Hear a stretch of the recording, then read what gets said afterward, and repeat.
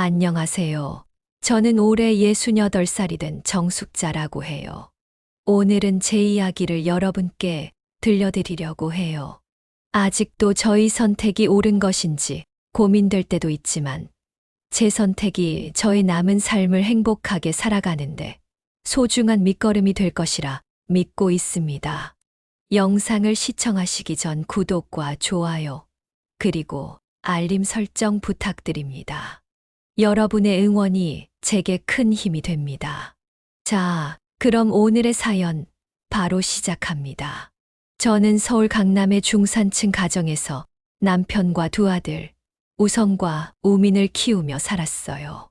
남편과 함께 작은 무역업체를 운영하며 경제적으로 큰 걱정 없이 살아왔죠. 남편은 사업 파트너이자 든든한 버팀목이었고, 아이들은 그저 바라보는 것만으로도 제게 큰 행복이었어요. 하지만 남편이 갑작스러운 심장마비로 세상을 떠난 날, 제 세상은 송두리째 무너지고 말았습니다.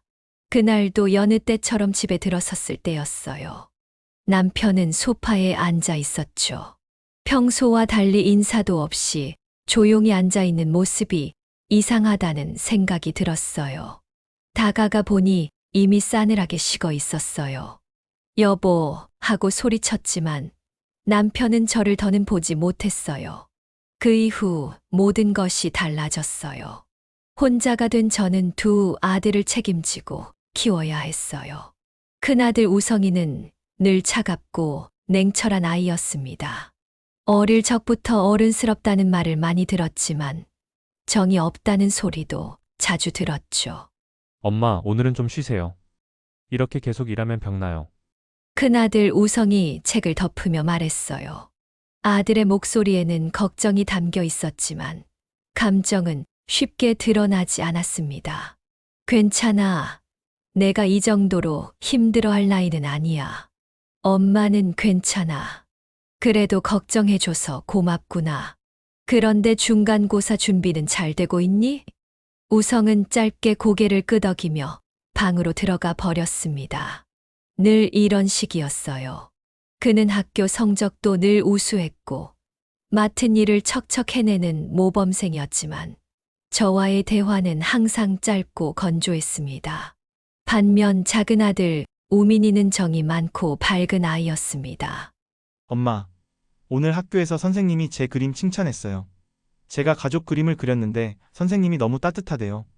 우민은 주방으로 달려와 제 손을 붙잡으며 환하게 웃었어요. 우리 우민이가 칭찬까지 받았구나. 정말 대단하다. 무슨 그림을 그렸길래 선생님이 그렇게 말씀하셨을까? 저는 저녁 차리는 것을 멈추고 아들의 얼굴을 바라봤습니다. 가족 그림을 그렸어요. 엄마랑 형이랑 아빠도 다 같이 그렸는데 선생님이 그림이 엄청 따뜻하대요.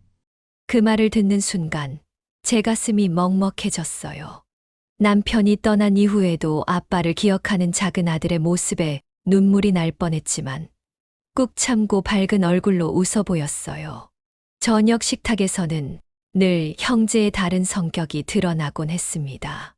형, 시험 준비는 잘 돼? 나는 이번 미술 시간에 만점 받을 것 같아. 나는 시험 준비는 잘하고 있어. 내 걱정하지 말고 너는 엄마 말 잘 듣고 공부 좀 더 해라. 우미는 형의 말을 별다른 생각 없이 웃어 넘겼고 우성은 대화에 흥미가 없는 듯 조용히 밥을 먹었습니다.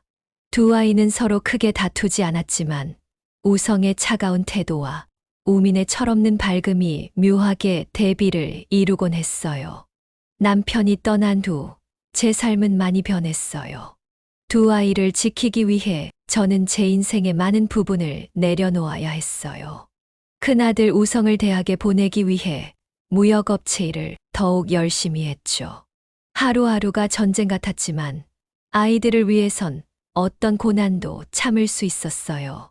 제 노력이 헛되지 않았는지 우성이는 우수한 성적으로 대학을 졸업하고 이름 있는 IT 회사에서 대리로 일하며 나름의 자리를 잡았지만 감정적으로는 여전히 저와 거리를 두고 있었어요. 어릴 때부터 조용하고 냉철했던 아이였는데 남편이 떠난 뒤로 더 벽을 쌓는 것 같았죠. 우성이의 바쁜 일상은 우리 사이를 점점 멀어지게 했습니다. 한 달에 한 번 보낼까 말까 한 용돈과 건조한 문자 하나가 전부였죠. 엄마, 이번 달 용돈 보냈어요. 건강하세요. 짧은 메시지가 휴대전화 화면에 떴어요. 저는 문자를 천천히 읽으며 기쁨보다 씁쓸함이 컸습니다. 용돈보다 아들의 진심 어린 말 한마디가 더 그리웠거든요. 전화라도 해주지. 달랑 문자 하나네. 그래도 보내준 걸 고맙게 생각해야지. 스스로를 다독이며 답장을 보냈어요. 고맙다, 우성아. 내 덕분에 힘이 난다. 몸은 괜찮니? 너무 무리하지는 말고. 하지만 그 문자는 읽음 표시만 뜬 채로 대답이 없었어요. 우성의 메시지는 늘 이렇게 건조했어요. 짧은 대화 뒤에 남겨지는 침묵은 저에게 더 큰 외로움으로 다가왔죠. 반면 작은 아들 우미는 여전히 저와 가까이 지내고 있었지만 그 관계에도 문제가 없지는 않았어요. 프리랜서 작가로 활동하며 꿈을 쫓았지만 경제적으로 불안정한 삶을 살고 있었어요. 돈이 필요할 때마다 저에게 손을 내밀곤 했죠. 엄마, 이달도 좀 도와주시면 안 될까요? 저 이번엔 꼭 글을 완성할 자신 있어요. 아들의 목소리에는 간절함이 묻어 있었어요. 저는 잠시 망설이다가 한숨을 쉬며 대답했어요. 알겠어. 이번에는 도와줄게. 하지만 이제 너 스스로 책임져야 한다는 걸 잊으면 안 돼. 네, 정말 감사합니다, 엄마. 이번엔 꼭 보여드릴게요. 저는 우민이를 보며 속으로 걱정했어요. 과연 우민이 자신의 재능을 꽃피울 날이 올지, 아니면 이렇게 계속 저에게 의존하며 살아갈지 말이에요. 그날 저녁 식탁에서도 두 아들의 차이가 확연히 드러났어요. 이번 프로젝트도 성공했어요. 상사들이 잘했다고 칭찬해 주셨고 추가 보너스도 나왔어요. 형, 정말 대단하네. 그렇게 바쁜 와중에도 또 프로젝트를 성공시키다니. 너도 내 일에 집중해서 잘 좀 해봐라. 그 말에 우민은 잠시 고개를 숙이고 말았어요. 우성아, 우민이도 노력하고 있어. 좀 더 격려해주면 좋잖니. 우성은 대답 대신 잠자코 고개를 끄덕였어요. 저녁 식사는 그 이후로 조용히 이어졌죠. 큰아들 우성이가 결혼하면서 제 삶은 또 다른 국면을 맞이했어요. 며느리 민정은 처음에는 조용하고 순박한 사람으로 보였습니다. 결혼식 날 민정이가 보여준 차분한 미소와 정성스러운 태도는 저를 안심시키기에 충분했죠. 하지만 결혼 후 시간이 지나면서 민정은 점점 다른 모습을 보이기 시작했습니다. 손주들이 태어난 후 저는 아이들이 보고 싶어 우성의 집을 찾았습니다. 하지만 민정은 제가 방문할 때마다 미묘하게 불편한 기색을 감추지 않았습니다. 어느 날 근처를 지나가다 손주들이 보고 싶어 들렀습니다. 현관문을 열고 나온 민정의 표정은 차갑기만 했습니다. 어머니, 저희 집에 오시기 전에 미리 허락을 받아주셨으면 좋겠어요. 갑작스러운 방문은 당황스러워요. 며느리 민정의 말 속에 깔린 차가움을 느낄 수 있었습니다. 허락이라고 그냥 손주들 얼굴이 보고 싶어서 잠깐 들린 것뿐이다. 저는 멋쩍게 대답했지만 민정은 그저 고개만 끄덕이고 문을 열어줬습니다. 집 안으로 들어가도 분위기는 어색했고 아이들과의 짧은 시간을 보내고 돌아오는 길, 마음이 무겁게 가라앉는 것을 느꼈습니다. 며칠 뒤 손주들에게 작은 장난감과 간식을 사들고 기쁜 마음으로 전화 연락을 하자 민정이는 마지못해 오라고 하더군요. 문을 연 민정은 제가 든 선물 봉투를 보고는 바로 말을 꺼냈습니다. 어머니, 아이들 선물이나 간식은 제가 알아서 살게요. 손주들한테 뭘 사주고 싶으시면 차라리 그냥 돈으로 보내주세요. 돈으로 보내라고. 민정아, 나는 이 선물을 고를 때 얼마나 행복했는지 몰라. 손주들이 좋아할까 생각하면서 말이야. 민정은 미소를 띠려 애썼지만 그 말 뒤에 숨겨진 의도를 숨기지 못했습니다. 어머니, 저도 제 방식대로 아이들을 키우고 싶어요. 선물이나 간식은 제가 아이들에게 맞춰서 사는 게 좋을 것 같아요. 그 말을 듣는 순간 제 가슴이 무너지는 듯 했어요. 하지만 며느리 앞에서 마음을 드러낼 수 없었습니다. 알겠구나. 내 방식대로 하렴. 내가 괜히 방해했나 보구나. 돌아오는 길에 저는 발걸음이 떨어지지 않아 길가 벤치에 앉아 눈물을 삼켰습니다. 이후로 민정은 더욱 노골적으로 저와 거리를 두려했습니다.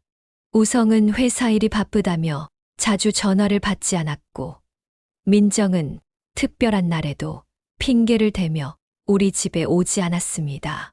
한 번은 제가 전화를 걸어 제안했습니다. 민정아, 이번 주말에 손주들이랑 우성이랑 같이 식사하면 어떨까? 내가 음식 준비할게.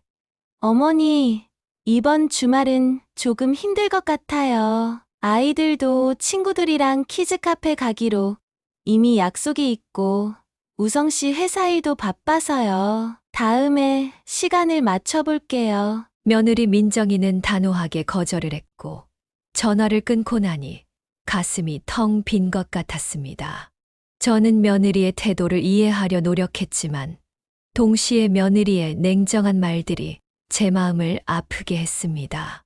이후로는 손주들에게 줄 선물도 사지 않았고, 그저 아이들 사진만 바라보며 마음을 달랬습니다. 하지만 사진조차 점점 보내지 않았습니다. 저와 아이들 사이의 거리가 점점 멀어지는 것 같아 마음이 아팠지만, 저는 언젠가 이 관계가 회복되기를 간절히 바라며 하루하루를 버텼습니다. 작은 아들 우민의 경제적 상황은 점점 더 악화되고 있었습니다. 작가로서의 삶은 불안정했고, 아들은 생활비와 출판비를 충당하기 위해 매달 저를 찾아왔습니다. 처음에는 아들을 도와주는 것이 당연하다고 생각했지만, 시간이 갈수록 아들의 부탁은 제게 큰 부담이 되었습니다. 어느 날 우민이 눈물을 글썽이며 저를 찾아왔습니다. 엄마, 이번 책만 끝나면 정말 잘 될 거예요. 한 번만 더 도와주세요. 마지막이에요. 정말이에요. 저는 한숨을 내쉬며 아들을 바라봤습니다. 우민아, 이번이 마지막이다. 엄마가 이렇게 계속 도울 수는 없어. 그렇게 저는 다시 한번 저축했던 돈에서 아들에게 건넸습니다. 이 돈이 우민이에게 마지막 기회가 되기를 간절히 바랬습니다. 하지만 얼마 지나지 않아 또 다른 돈 문제가 이어졌습니다. 어느 날 집 앞에 낯선 남자들이 찾아왔습니다. 그들의 표정은 딱딱했고 말투는 위협적이었습니다. 당신 아들 이우민이 갚아야 할 돈이 이만저만이 아니에요. 우리도 기다릴 만큼 기다렸습니다. 당신이 대신 갚든가 아니면 이 집도 안전하지 않을 겁니다. 저는 두려움에 떨며 겨우 대답했어요. 조금만 시간을 주세요. 제가 어떻게든 해결해 보겠습니다. 그들은 무거운 침묵 속에서 돌아갔지만 저희 두려움은 사라지지 않았습니다. 그날 밤 저는 큰아들 우성을 불러 문제를 상의하기로 했습니다. 우성아, 우민이가 사채업자들한테 쫓기고 있어. 엄마가 어떻게든 도와보려고 했지만 이제는 방법이 없다. 어떻게 할지 너하고 의논하고 싶구나. 우성은 제 말이 끝나기도 전에 냉담하게 대답했습니다. 엄마, 우민이는 우민이 인생이 있고 저는 저의 인생이 있는 거예요. 우민이는 자기 스스로 이 문제를 해결해야 해요. 엄마가 계속 도와주니까 이렇게 된 거잖아요. 우성아, 내 동생이 지금 얼마나 힘든지 알기나 하니? 어떻게 하는 게 좋은 건지 이야기는 할 수 있잖니? 우성은 한숨을 내쉬며 차갑게 말했습니다. 엄마가 잘못 키운 거예요. 저는 엄마가 우민이를 그렇게 끌어안고만 사는 거 이해할 수 없어요. 저는 관여하지 않을 겁니다. 큰아들 우성의 단호한 말에 저는 한동안 아무 말도 할 수 없었습니다. 우성아, 내가 그렇게 말하면 엄마는 어떻게 해야 하니? 너희는 형제잖아.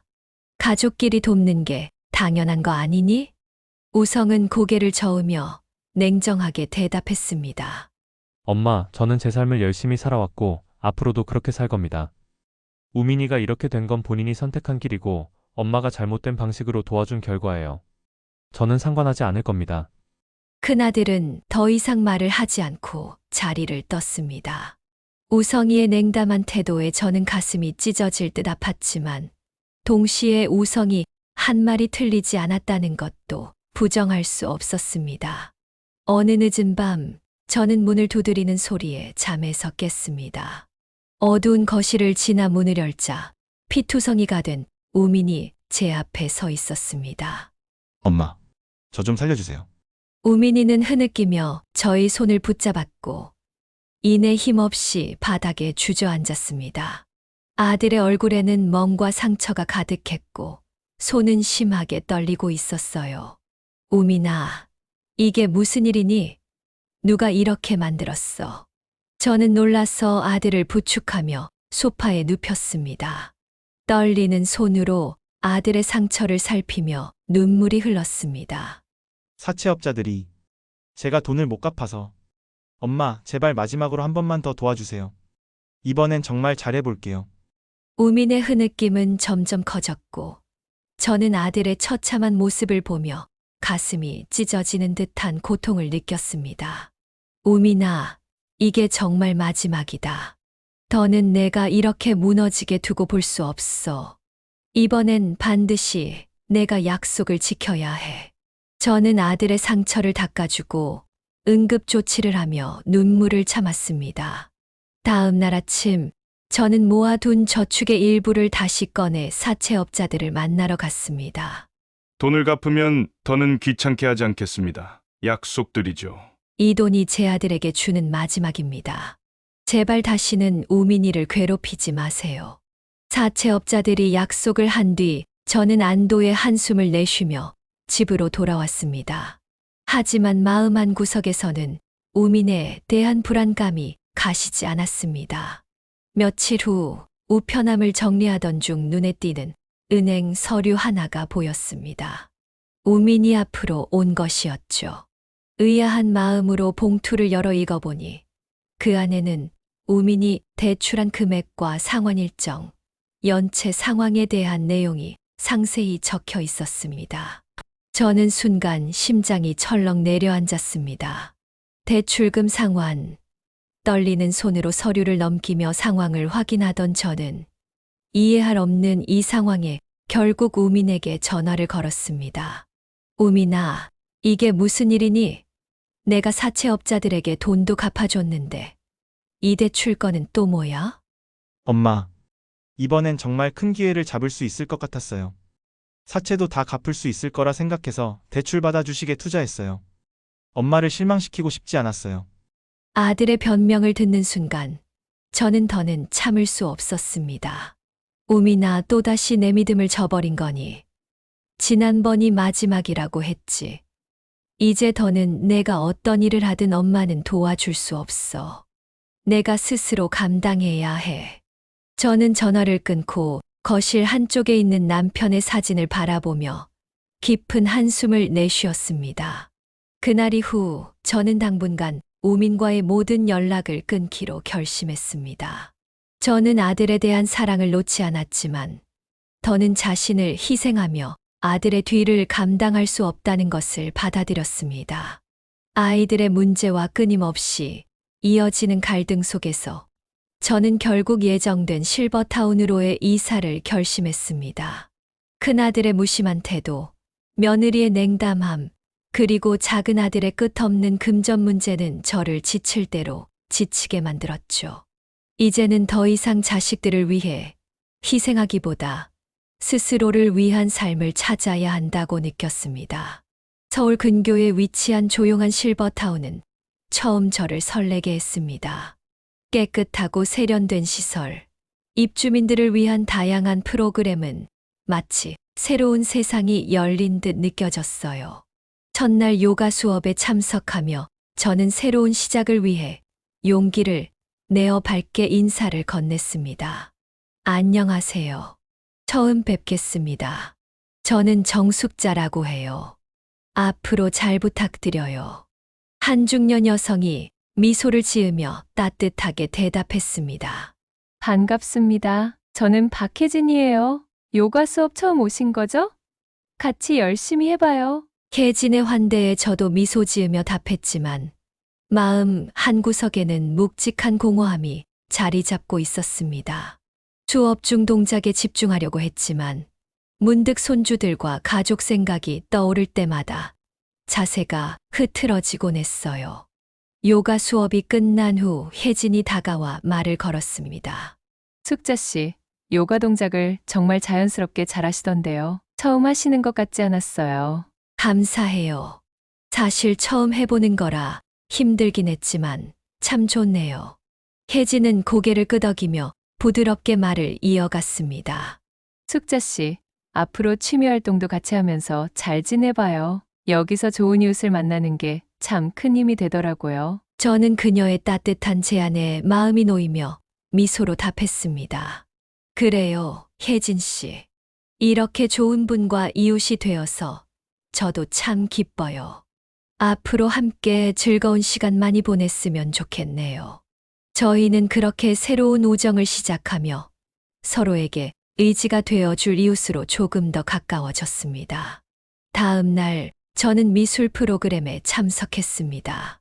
풍경화를 그리며 붓을 움직이던 중 강사님께 도움을 요청했습니다. 강사님, 이 색조를 좀 더 부드럽게 만들려면 어떻게 해야 할까요? 강사는 제 그림을 보며 미소 지었습니다. 정숙자님, 색감이 아주 좋으세요. 여기에 조금 더 밝은 톤을 추가하시면 그림이 훨씬 더 풍성해질 거예요.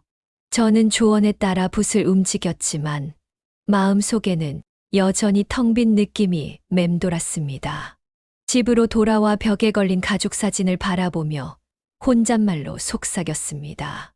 여보, 이곳이 내가 꿈꾸던 안식처인데 왜 이렇게 허전할까요? 아이들은 잘 지내고 있을까요? 저는 손주들과 우성과 우민의 얼굴이 담긴 사진을 보며 깊은 생각에 잠겼습니다. 시간이 지나면서 저는 실버타운 생활에 점차 적응해 갔습니다. 요가도 점점 유연하게 해냈고 미술 프로그램에서도 조금씩 자신감을 되찾았어요. 이웃들과 함께 산책을 나가고 실버타운에서 열리는 음악회에도 참석하며 새로운 일상에 익숙해졌습니다. 그러나 제 마음속에는 여전히 가족에 대한 공허함이 자리 잡고 있었습니다. 요가 매트 위에서도 미술붓을 쥔 손에서도 저는 끊임없이 자신에게 물었습니다. 내가 정말 올바른 선택을 한 걸까? 이렇게 혼자 남아있는 게 맞는 걸까? 실버타운에 입주한 지 몇 달이 지나고 저는 조금씩 새로운 일상에 익숙해져 갔습니다. 그러던 중 실버타운에서 가족 초대 행사를 기획한다는 소식을 들었어요. 입주민들이 가족들과 함께 시간을 보내며 정을 나눌 수 있는 특별한 날이라고 했죠. 행사 소식을 들었을 때 저는 오랜만에 아이들과 손주들을 만날 수 있을 거라는 기대에 설렜습니다. 가족들과의 거리감을 좁힐 기회라고 생각했죠. 이건 좋은 기회야. 아이들도 오랜만에 나를 보며 마음을 열 수 있을지 몰라. 저는 곧바로 큰아들 우성에게 전화를 걸었습니다. 우성아, 이번 주말에 실버타운에서 가족 초대 행사를 한다고 하네. 손주들이랑 민정이랑 다 같이 오면 좋을 것 같아서 연락했어. 우성은 잠시 침묵하다가 무심한 목소리로 대답했습니다. 엄마, 이번 주는 회사에서 프로젝트 마감이 겹쳐서 바쁠 것 같아요. 민정이한테 한번 얘기해 볼까요? 아들의 말은 너무도 건조했고 그 속에 진심 어린 배려나 관심은 느껴지지 않았습니다. 그래, 프로젝트 준비 힘들겠구나. 그래도 이번엔 가족들이 함께하면 좋을 것 같았는데. 전화 통화를 끊은 뒤 저는 며느리 민정에게도 따로 연락을 했습니다. 민정아, 이번 주말에 실버타운에서 가족 초대 행사가 있어. 손주들도 데리고 다 같이 오면 좋겠다. 민정은 잠시 망설이다가 단호한 목소리로 대답했습니다. 어머니, 이번 주말은 일정이 좀 많아서 힘들 것 같아요. 그리고 꼭 그런 행사에 다 가야 하는 건 아니잖아요. 행사라기보다는 그냥 가족들과 함께 시간을 보내는 자리를 마련하는 거야. 그래도 어렵겠니? 네, 죄송해요. 가족들끼리 의미 있는 시간은 나중에라도 가질 수 있는 거니까요. 다음에 기회가 되면 찾아뵐게요. 저는 전화를 끊고 한참 동안 자리에 앉아 아무 말도 할 수 없었습니다. 행사날 실버타운의 잔디밭은 입주민들과 가족들로 북적거렸습니다. 손주들의 제잘거림, 아이들과 부모가 함께 웃고 떠드는 소리가 온 사방에 울려 퍼졌습니다. 저는 그 모습을 보며 잠시 미소를 지으려 했지만 이내 가슴 깊은 곳에서 올라오는 외로움과 서러움을 느꼈습니다. 주변의 입주민들이 가족들과 함께 찍은 사진을 자랑하고 서로 준비한 음식을 나누며 행복한 시간을 보내는 동안 저는 준비해둔 음식을 그대로 두고 혼자 자리에 앉아 있었습니다. 옆 테이블에서는 한 할아버지가 손주들과 함께 웃으며 이야기하고 있었습니다. 우리 손주가 이번에 대회에서 상을 받았지 뭐야. 이렇게 열심히 공부해서 할아버지 자랑이야. 그들의 밝은 웃음소리를 들으며 저는 손주들과 함께 찍은 오래된 사진을 떠올렸습니다. 행사가 끝나고 방으로 돌아온 저는 마음이 무거워졌습니다. 다른 입주민들의 따뜻한 가족 간의 모습과는 달리 제 자식들의 냉담함은 저를 더 외롭게 만들었습니다. 어느 날 실버타운에서 입주민들을 위한 특별 강의가 열렸습니다. 주제는 노후를 위한 상속과 재산 관리였습니다. 강연자는 현직 변호사로 많은 입주민들이 강의에 참석해 재산 상속에 관한 정보를 얻고 싶어 했습니다. 저도 참석하기로 했습니다.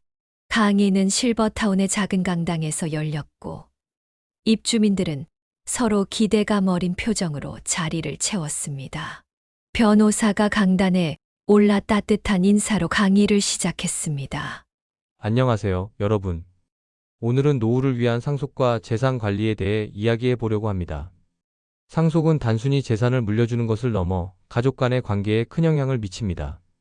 잘못된 상속은 자녀들에게 오히려 독이 될 수 있습니다.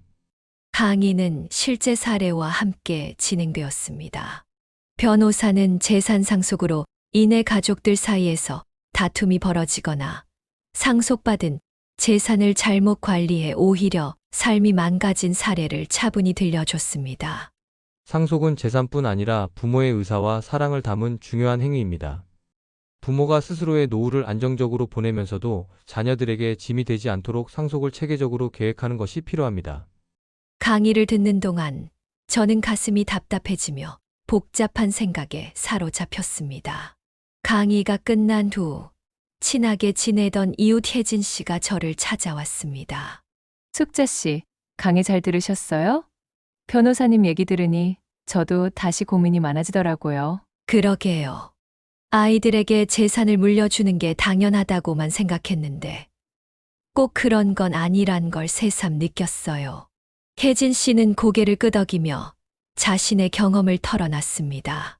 저는 자식들에게 미리 조금 재산을 나눠줬다가 큰 후회를 했어요. 오히려 사이가 멀어지고 자식들이 저를 의무로만 생각하는 게 보여서 마음이 아프더라고요. 남은 재산은 제가 살면서 쓰기로 결심했어요. 제게도 아이들에게도 그게 더 나은 선택인 것 같아요. 그렇군요. 저는 아직도 고민 중이에요. 우민이는 여전히 자리를 못 잡고 저에게만 의지하려 하고 우성이는 너무 무심해서 정말로 이 재산이 필요한지도 모르겠어요.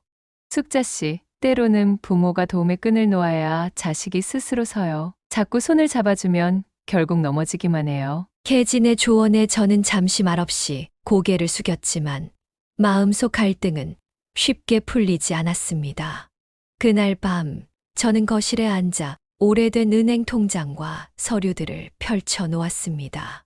남편과 함께 모아둔 저축액과 재산 목록을 하나하나 들여다보며 깊은 고민에 빠졌습니다. 우민이는 아직도 나에게 기대려고만 하고 우성이는 바쁘다며 나를 돌보지 않고 민정이는 냉담하기만 한데 내가 굳이 이 재산을 물려줘야 할까? 아니면 이 돈을 내가 쓰고 가는 게 맞는 걸까? 문득 얼마 전 우성에게 했던 전화가 떠올랐습니다. 우성아, 요즘은 잘 지내니? 엄마가 가족들 다 같이 만나고 싶어서 이번 주말에 시간 좀 내주면 어떨까? 엄마, 회사 일이 너무 바빠서 이번 주는 힘들 것 같아요. 민정이랑 아이들도 일정이 꽉 차 있어서요. 나중에 시간 날 때 연락할게요. 그래. 내가 많이 바쁜 건 알지만 엄마가 내 얼굴 본 지가 너무 오래돼서 그래. 민정이한테도 전해줄 수 있겠니? 엄마, 생각해 볼게요. 그의 무심한 목소리와 냉담한 태도는 여전히 제 가슴에 남아 있었습니다. 우민 역시 며칠 전 도움을 요청하는 전화를 걸어왔습니다. 엄마, 이번에도 도와줄 수 있을까요? 제가 이번에는 정말로 결과를 낼 자신 있어요. 마지막이라고 생각하고 믿어주세요. 우민아, 엄마도 내가 잘 되길 바라는 마음뿐이야. 하지만 내가 계속 엄마에게 의존한다면 언제 스스로 일어서겠니? 이번만 도와달라는 말 벌써 몇 번째니? 우민의 간절한 목소리에 마음이 흔들렸지만 저는 더는 예전처럼 쉽게 결정할 수 없었습니다. 서류들을 한참 들여다본 끝에 저는 스스로에게 질문을 던졌습니다. 아이들에게 이 재산을 남기는 게 정말로 도움이 될까? 내가 아이들을 위해 최선을 다했지만 지금처럼 의존하거나 무심한 태도를 보이는 이 상황에서 내가 어떤 선택을 해야 할까? 그날 밤 저는 마음 한쪽에 자리 잡은 갈등을 안고 또 한 번 스스로 다짐했습니다. 이제는 내 삶을 위해 결정할 때야. 아이들을 위해 모든 걸 쏟아부었으니 이제는 나 자신을 돌볼 때야. 며칠 후 실버타운에서 작은 자선 바자회가 열렸습니다. 실버타운의 입주민들이 소소한 물건들을 기증하고 판매 수익을 지역 사회복지재단에 전달하는 행사였어요. 저도 참여해 보기로 했습니다. 행사장에 도착하니 복지재단 관계자들이 자원봉사자들과 함께 바쁘게 움직이고 있었습니다. 지역의 어려운 가정과 노인들을 위해 물품을 정리하고 나누는 모습이 인상적이었어요. 그 모습을 보며 저는 제 재산이 필요한 사람들에게 쓰인다면 더 큰 의미가 있지 않을까 하는 생각이 스쳤습니다. 바자회가 끝난 후 실버타운에서 친하게 지내는 혜진 씨와 차를 마시며 이야기를 나누었습니다. 숙자 씨, 오늘 바자회 어땠어요? 저는 저복지재단이 참 좋더라고요. 재산의 일부를 기부하기로 한 것도 저 단체 때문이에요. 기부를 하셨어요? 왜 그런 결정을 하셨는지 물어봐도 될까요? 혜진 씨는 따뜻한 미소를 지으며 대답했습니다. 제가 고민이 많았어요. 처음에는 자식들에게 재산을 남기는 게 당연한 줄 알고 조금 미리 증여했는데 그게 좋은 게 아니더라고요. 그래서 이제 남은 제 재산 중 일부는 제가 필요한 데 쓰고 나머지는 사회에 환원하기로 했어요. 저로 인해 다른 사람들이 도움을 받을 수 있다면 그게 더 의미 있는 일이 아닐까 싶었거든요. 그녀의 이야기를 들으며 저는 깊이 공감했습니다. 저는 오랜 시간 고민 끝에 변호사를 찾아갔습니다. 저는 제가 평생 모은 재산을 두고 깊은 갈등에 빠져 있었지만 결국 결론을 내렸습니다. 우민이도 더 이상 저희 재산에 의존하지 않고 스스로의 삶을 살아가길 바라는 마음에서 대부분의 재산을 사회복지재단에 기부하기로 결심한 것입니다. 변호사 사무실에서 저는 단호한 목소리로 제 뜻을 밝혔습니다. 제 재산의 70%를 사회복지재단에 기부하겠어요. 나머지는 저희 노후를 위해 사용할 예정입니다. 제 결정이 최선이라 믿습니다. 변호사는 저의 결정을 경청하며 고개를 끄덕였습니다. 현명하신 결정이십니다, 정숙자님. 하지만 이 과정에서 자녀분들과 이야기를 나눠보시는 건 어떨까요? 저는 잠시 망설이다가 고개를 저었습니다. 아니요. 이미 충분히 생각했어요. 이건 제가 내린 결론이에요. 변호사는 준비된 서류를 저에게 건넸고 저는 서명을 하기 전 깊은 숨을 들이마셨습니다. 저의 마음은 결심과 불안 사이에서 흔들렸지만 결국 사인을 마쳤습니다. 며칠 뒤 저는 두 아들과 며느리를 실버타운의 집으로 불렀습니다. 그 자리에서 저의 결정을 알리기로 마음먹은 것입니다. 우성아, 우민아, 그리고 민정아.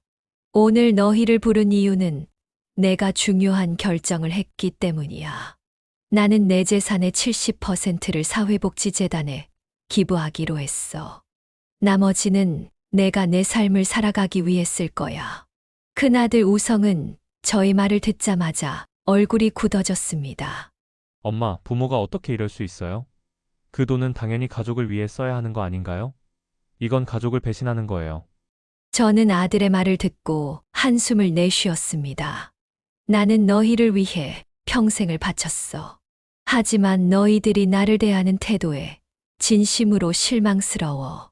내가 너희들에게 물려줄 유산은 돈이 아닌 것 같아. 며느리 민정도 당황하며 말을 이었습니다. 어머니, 그래도 이건 너무한 결정 아닌가요? 가족이 우선이지 않나요? 작은 아들 우미는 더 격렬하게 반응했습니다. 엄마, 그렇게 하시면 저보고 어떻게 살라는 거예요? 저는 엄마 없으면 아무것도 못해요. 그 재산을 왜 낯선 사람들에게 줘요? 어떻게 저한테 하나도 주지 않을 수 있어요? 제가 얼마나 어려운지 아시잖아요. 아들의 목소리는 격앙되어 있었고 분노에 찬 표정으로 저를 바라보았습니다. 저는 흔들리는 마음을 붙잡으며 단호하게 말했습니다. 나는 너희가 진짜 어른으로 살아가길 바라는 거야. 나도 이제 내 삶을 살아야겠어. 아들과 며느리의 반응에 상처받았지만 저는 결정을 굽히지 않았습니다.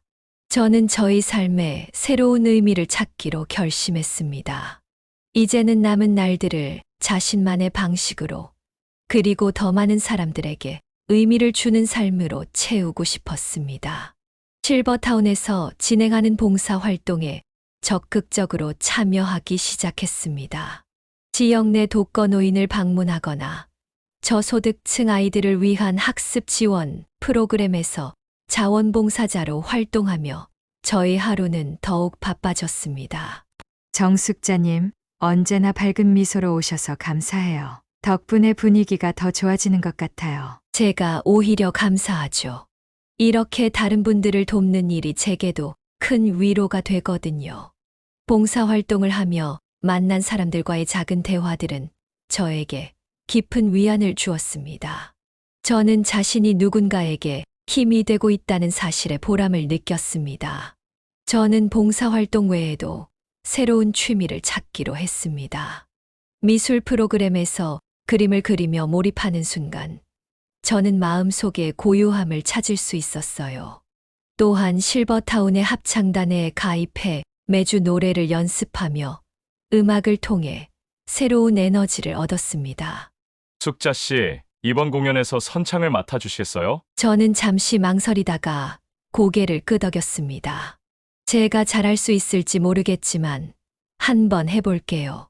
저의 목소리는 공연장에서 울려 퍼졌고 관객들은 뜨거운 박수를 보냈습니다. 저는 그 순간 제 자신이 조금씩 치유되고 있음을 느꼈습니다.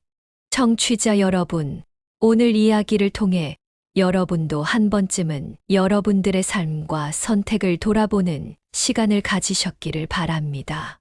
여러분도 혹시 자신의 삶에서 무언가를 내려놓거나 새로운 시작을 고민하고 계신다면 오늘 이야기가 작은 용기가 되었으면 좋겠습니다. 늘 함께해 주시는 여러분께 감사드리며 구독과 좋아요 그리고 알림 설정은 저에게 큰 힘이 됩니다. 다음 영상에서 다시 찾아뵙겠습니다. 오늘도 행복한 하루 보내세요.